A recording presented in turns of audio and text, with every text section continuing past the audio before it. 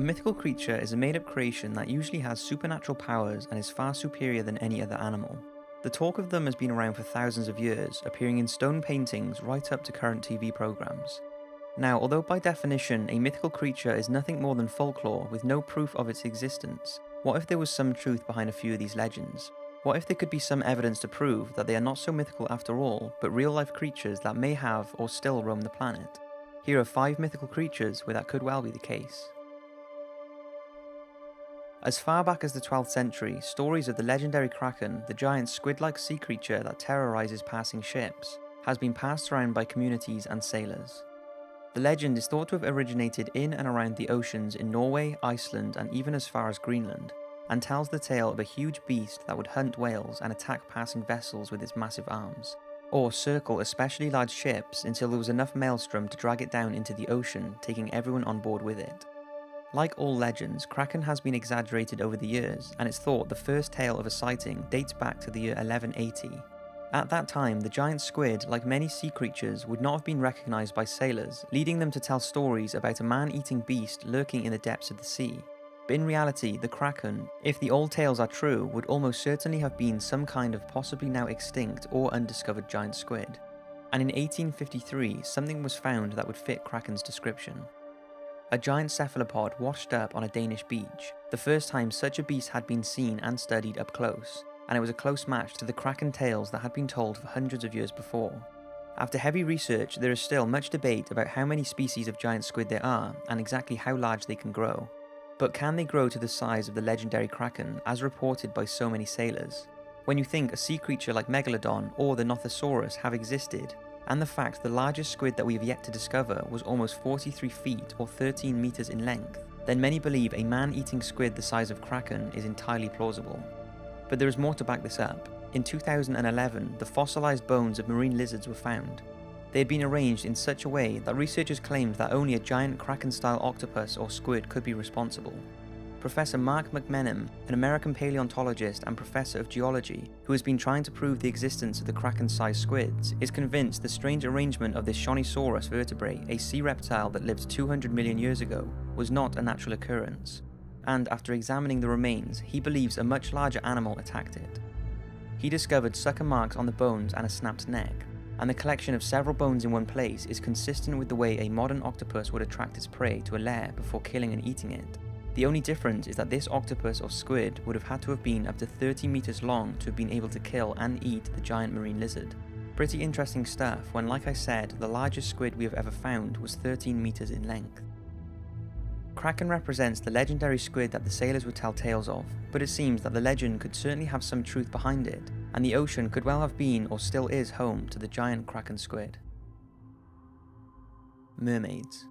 The mermaid or merman is a mythical creature that is half person and half fish, and although the thought of a human-like creature with a fish tail swimming around the ocean sounds very unlikely, the myth has been going on for literally thousands of years. It originated in around 1000 BC with the tale of a Syrian goddess who was supposedly turned into a mermaid after being thrown into a lake. And since then, mermaids have become increasingly popular, being used in movies, cartoons, the Starbucks logo, and even being worshipped by some religions.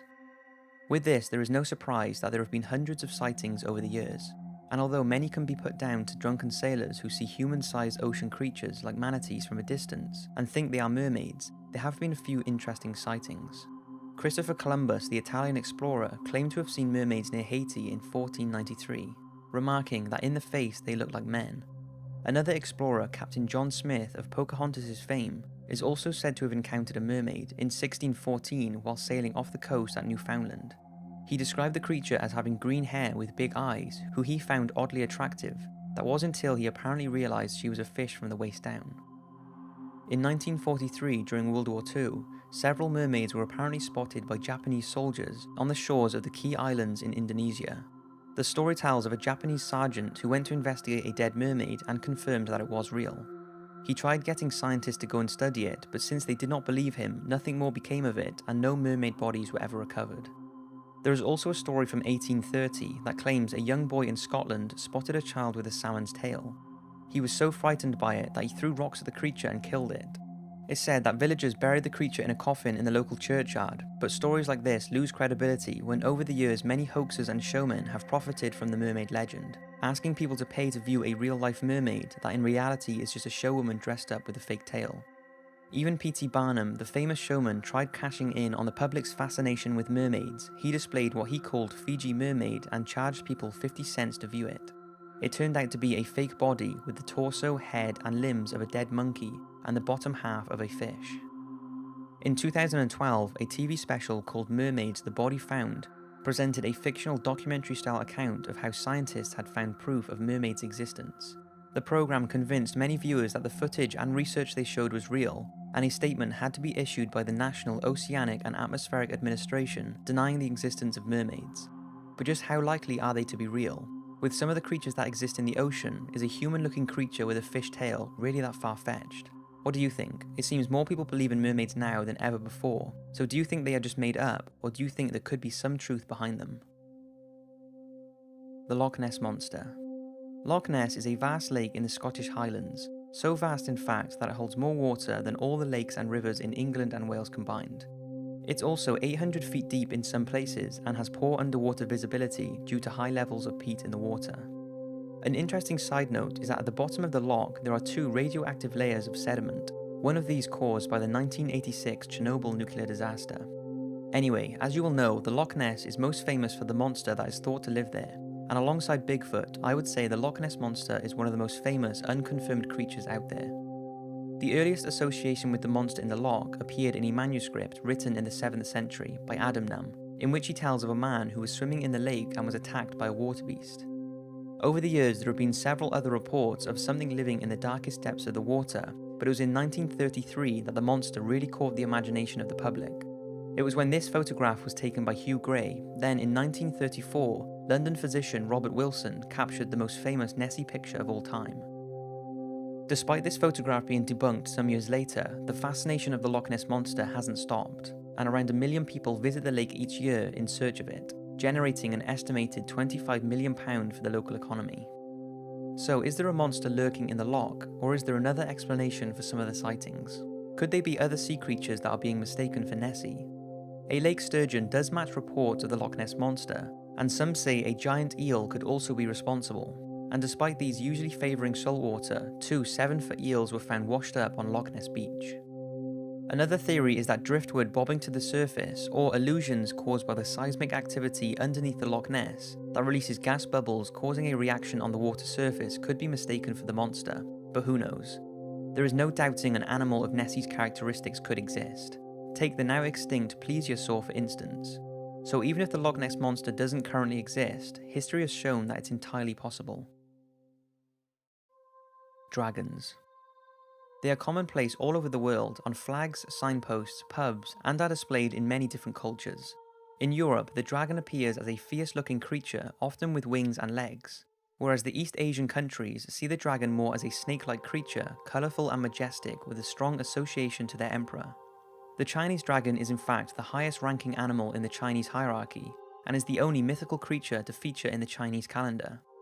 Then there are tales of brave knights battling with ferocious dragons, and even a day called St. George's Day, celebrated throughout the world, named after St. George, a Christian martyr who bravely slayed the dragon.